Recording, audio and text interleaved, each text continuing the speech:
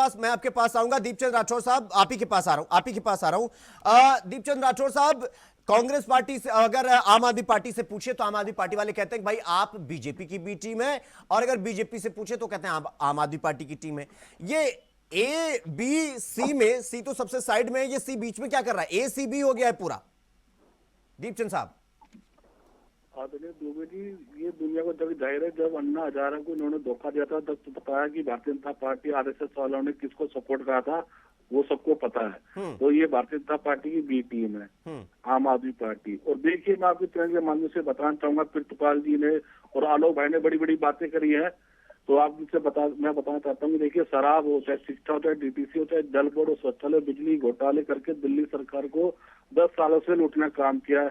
और प्रितपाल भाई जो अभी याद दम भर रहे हैं कि हमने फ्री में दिया, तो आपको ये बताना चाहता हूँ कि जो आप कह रहे हो कि हमने मुफ्त में बिजली और मुफ्त में पानी दे रहे हो, इसी साल के इकोनॉमिक सर्वे आप दिल्ली ने बताया कि दिल्ली जल बोर्ड के ऊपर 60,000 करोड़ रुपया और बिजली कंपनी पर 80,000 करोड़ रुपया का कर्जा है। यह है प्रितपाल जी सच्चाई। और दूसरी बात दुबे जी, हर बार जुमलेबाजी होती है, लेकिन हालात बद से बदतर होते जा रहे हैं। दुख की बात है कि दोनों राजनीतिक दल, आपदा और विपदा, जो मेरे लेफ्ट और राइट में बैठी है, जो नूरा कुश्ती यमुना पे कर रही है, कभी शीश महल पे कर रही है, कभी राजमहल पे कर रही है।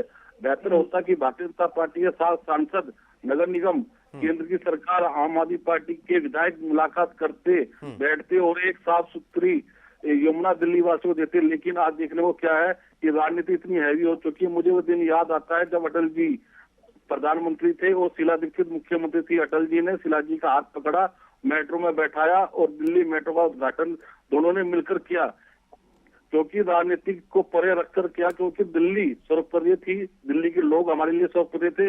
लेकिन आज क्या है, दोनों की नूरा कुश्ती में, सांप्रदायिकता की आग में दिल्ली को झोंका जा रहा है। आज प्यारी दिल्ली में जो दिल्ली कहते ग्रीन दिल्ली हुआ करती थी शीला जी के टाइम पे, आज वो सबसे दिल्ली वायु प्रदूषण में नंबर 1 हो चुकी है। प्रितपाल जी आप दम तो बहुत बोल रहे हैं, इनसे पूछिए आपने कौन सी विधानसभा के अंदर एक भी स्कूल बताया तो मुझे आप बता दीजिए। प्रितपाल जी मैं आपको चैलेंज दे रहा हूँ, कितने रोडों का उद्घाटन करा ये भी बता के जाइएगा आप कि मैंने हमारी सरकार में इतने रोडों का उद्घाटन करा। देखिए, और आलोक जी जो दम भर रहे हैं, तो आलोक जी को पता होना चाहिए कि 2023 के अंदर एक कमेटी बनाई गई थी, जिसके अंदर एलजी उनको चेयरमैन बनाया था कि यमुना आपको साफ करना है। तो कहीं ना कहीं तो आलोक जी आपकी भी जिम्मेदारी बनती है, आप केंद्र में बैठे हो, आप एक बोल दूसरे तरफ डाल रहे हो, दूसरे बोल दूसरे पाले में फेंक रहे हो। लेकिन दिल्ली के विकास के लिए, दिल्ली की उन्नति के लिए, दिल्ली की जनता के लिए कोई काम नहीं कर रहा है। अगर काम किया है तो कांग्रेस पार्टी ने किया है। इस बार आप देखिएगा 5 तारीख का चुनाव चिन्ह होगा और 8 तारीख के अंदर दिल्ली की सरकार पूर्ण बहुमत से बनने जा रही है। दुबे जी ठीक है दीपचंद साहब, जल्दी से प्रीतपाल साहब जल्दी से आप जवाब दे दीजिए, उसके बाद फिर मैं अनुराग जी के पास जाऊंगा जल्दी से। कि पहले आपने देखा आलोक भट्ट साहब के मुंह से साफ निकल गया, उन्होंने नरेंद्र मोदी जी के साथ किसका नाम लिया? राहुल गांधी जी का। और जब कांग्रेस के मित्र हमारे जब बोल रहे थे दीपचंद राठौर जी, तभी उनके भाषा में वो बात निकल आई कि भाजपा और कांग्रेस का तो अंदर खाते में दिल्ली के लिए कोई भी काम नहीं। लोकपाल बिल कहाँ है? आपने 2013 में कहा था कि हम लोकपाल बिल लेकर आएंगे। मैंने बोला नहीं, मेरी आदत है बोलने के अंदर बोलने की। आपने बताइए ना, आप लोगों को कब तक बेवकूफ बनाएंगे? प्रितपाल जी मैं आपसे पूछ रहा हूँ। ठीक है, मैं ये तो जनता तय करेगी सर। बता दूंगा, कांग्रेस 3-13 कहीं पे नहीं है। 2013 में जनता ने नकार दिया, 2015 में जनता ने नकार दिया, 2020 में जनता ने नकार दिया, अब पंजाब में नकार दिया। देखिए, कांग्रेस का कोई वजूद खत्म हो चुका है। कांग्रेस का अपना वोट बैंक पूरी तरह से खसक चुका है। कांग्रेस का कोई विचारधारा जनता से जुड़ी नहीं है। सिर्फ लोग जब तक शीर्ष नेतृत्व इनका देश के प्रति जागृत नहीं होगा, कांग्रेस कभी नहीं उठेगी। लिख लीजिए, आम आदमी पार्टी का आने का ही, उदय होने का ही सबसे बड़ी गलती थी वो कांग्रेस ही थी। अगर कांग्रेस ले आती।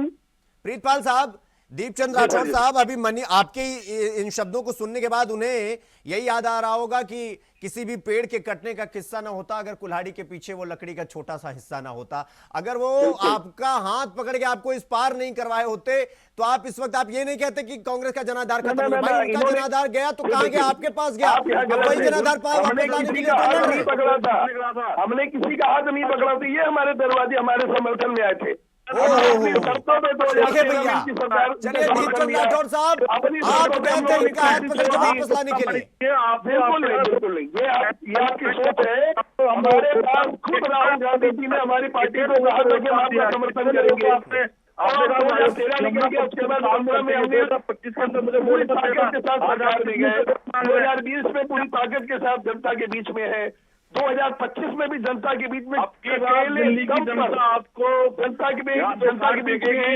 और दिल्ली की जनता को समझ हमने लीजिए, काम झूठे किया है। तेरे आदमी में नहीं चाहिए, जो मेरे आदमी में नहीं चाहिए, राज्यों में सरकार चला रही है, आदमी नहीं चाहिए, वो हमें वो आदमी चाहिए दिल्ली के विकास की बात करे, दिल्ली की उन्नति की बात करे, दिल्ली के विकास की कहने बात को करे। कुछ है न भारतीय जनता पार्टी को कहने को, दोनों गालियां बकने वाले हैं। अब केवल दिल्ली की जनता को भी गाली काशी नहीं आने देगी, बचेंगे, गाली बचेंगे, सत्याग्रह को भी गाली बचेंगे, आपको को भी गाली बचेंगे, ठीक है प्रिंसिपल साहब, ठीक है छोटे नेताओं को भी प्रिंसिपल गाली साहब, बचेंगे, दीपचंद साहब, मारेंगे, एक मिनट प्रिंसिपल साहब, दीपचंद साहब, मैं आपके पास आऊंगा।